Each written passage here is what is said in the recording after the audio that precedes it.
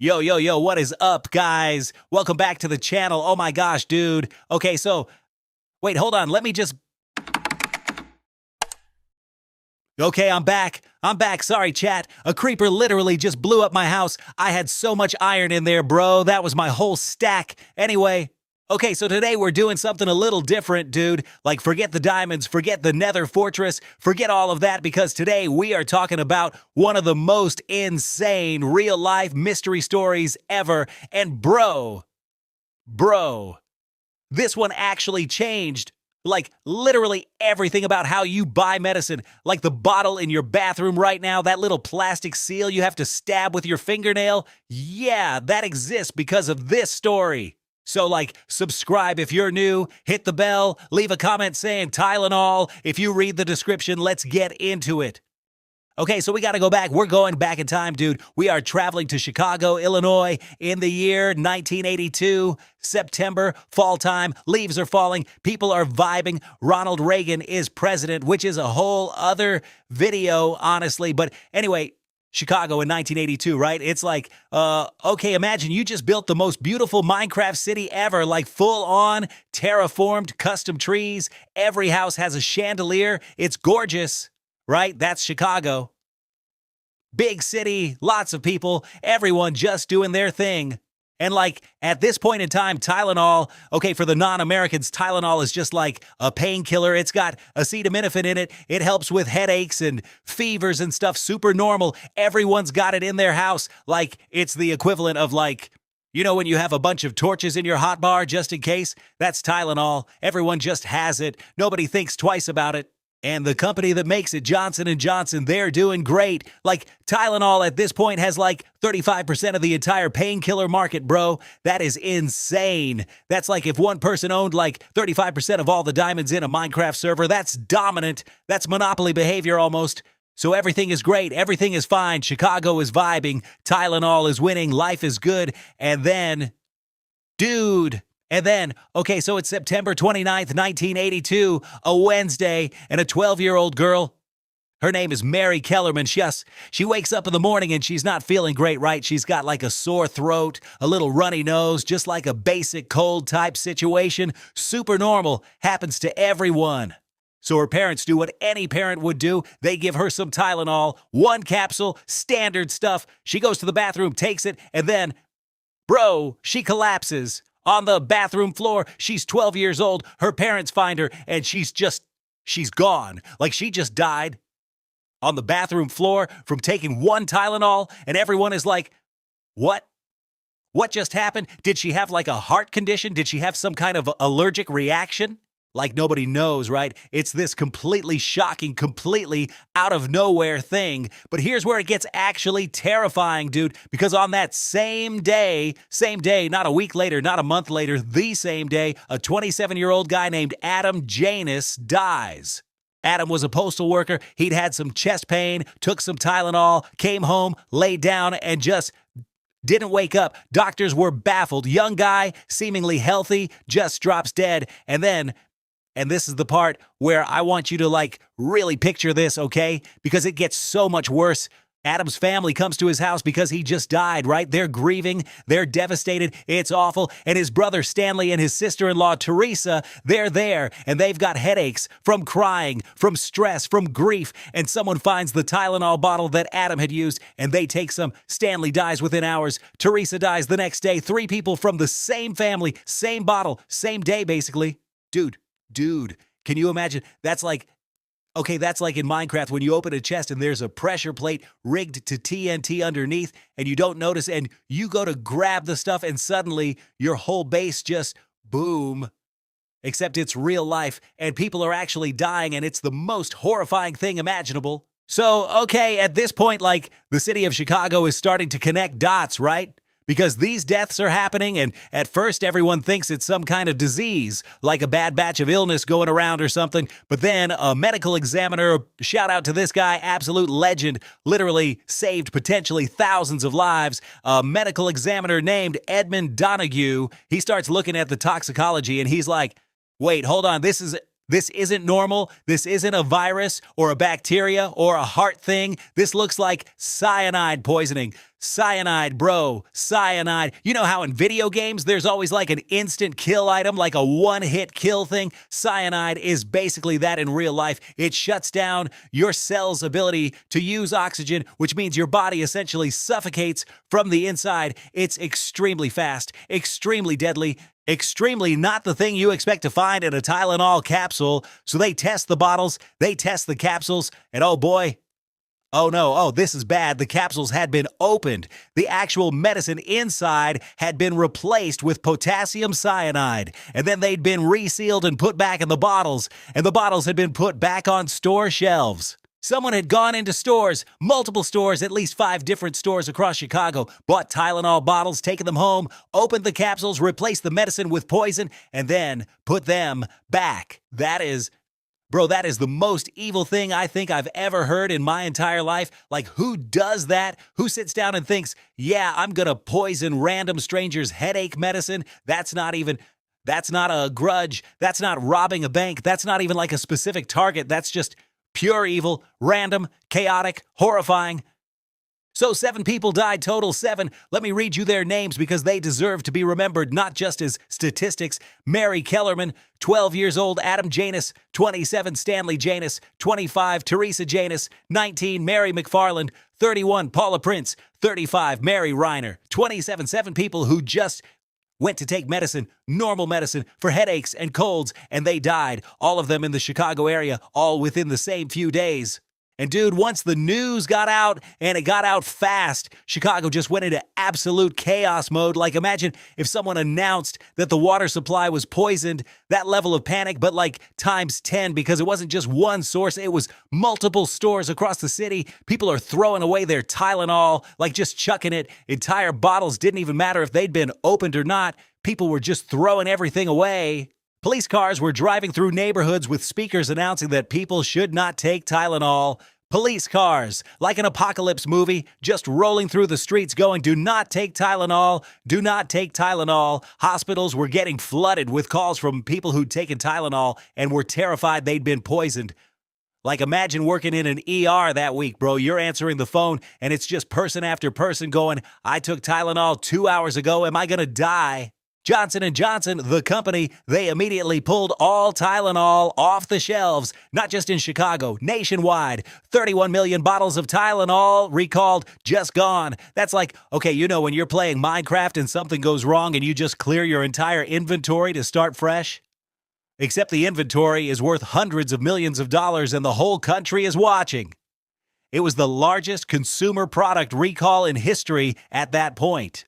Okay, so now we get to the mystery part, and I want you to get your detective hat on, right? Because this is where it gets crazy. The FBI, the Chicago PD, the FDA, everybody is on this case. This is all hands on deck. This is like when you and your whole friend group join a Minecraft server specifically to hunt down one griefer. Everyone is coordinating, everyone has one goal, and they start looking at suspects.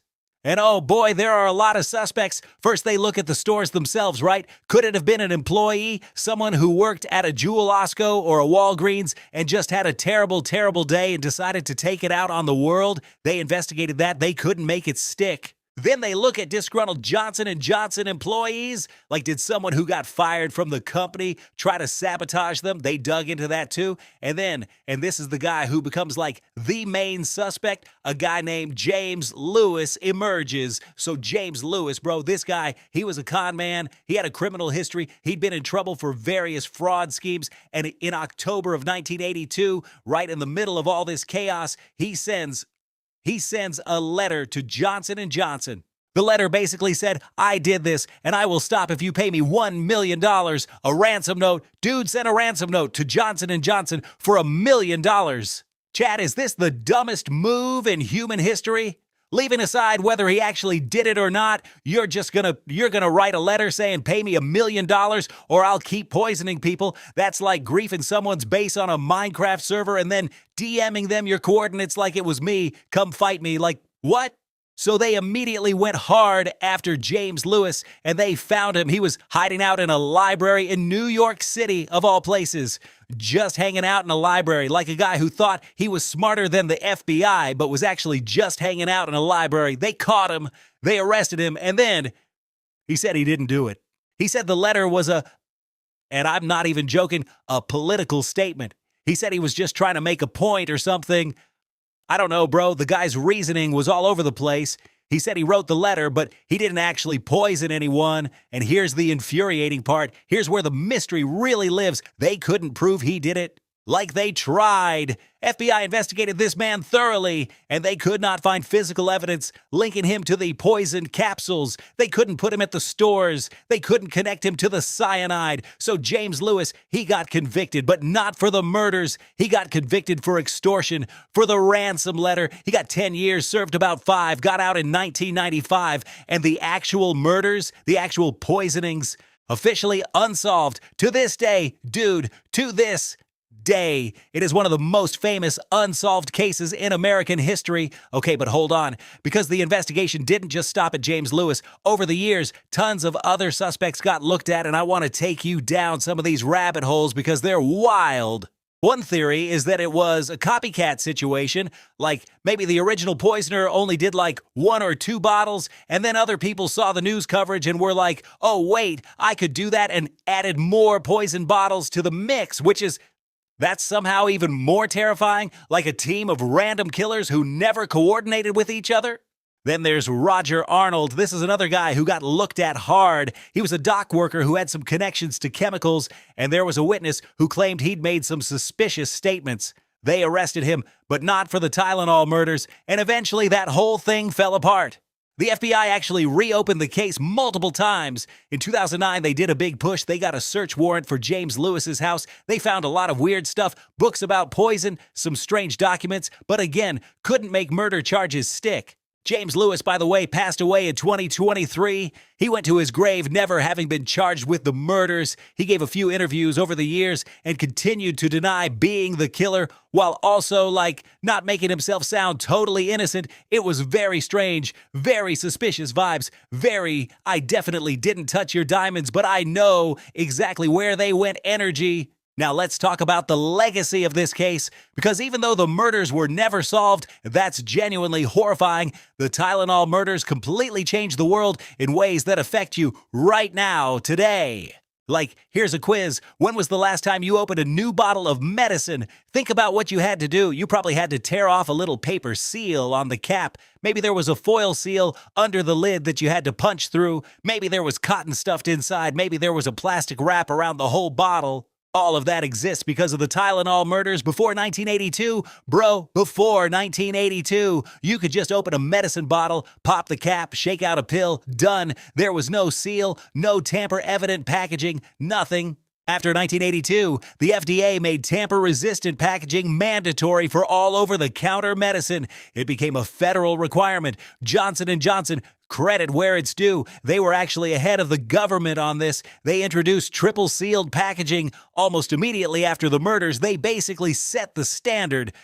And it worked. After they relaunched Tylenol with the new packaging in 1983, people bought it again, despite everything that had happened, despite 7 people dying, because people saw the seals and thought, okay, if this has been tampered with, I'll be able to tell. That's kind of beautiful in a really grim way, right? 7 people died, and their deaths led to a change in safety standards that has almost certainly saved countless lives since then. Johnson & Johnson also handled the PR side of it in a way that business schools literally still teach as a masterclass in crisis management. They didn't hide. They didn't deflect. They immediately pulled all the product. They communicated openly with the public. They cooperated fully with investigators, and they spent a ton of money on the relaunch with new packaging. Tylenol came back. It's still one of the best-selling pain relievers in the world. But, and there's always a but, right? The Tylenol murders also created a really dark legacy in a different way. Once it became famous, once it was all over the news, it gave other people ideas.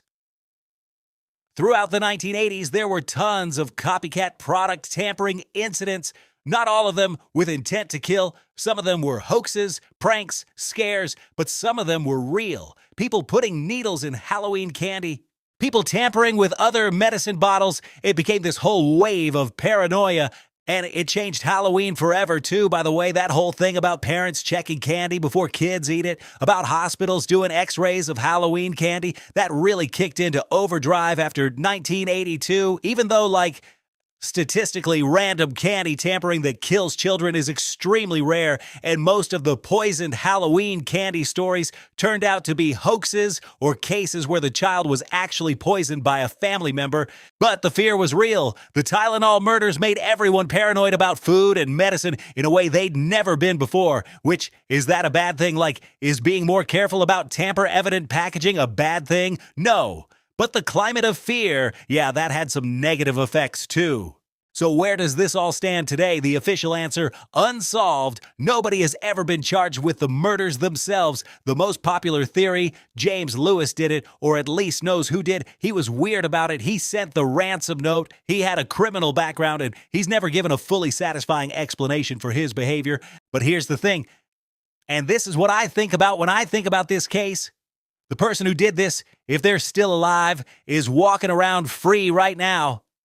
They might be an old person in some suburb somewhere. They might have gone on to live a totally normal life. They killed 7 people, including a 12-year-old girl, and they never faced justice for it. That's the part that keeps people up at night. That's the part that makes this case so haunting. And like, man, those 7 people, Mary Kellerman was 12. She was in middle school. She had a cold. She took some medicine and died. Her parents had to watch that happen. The Janus family lost 3 family members in basically 24 hours.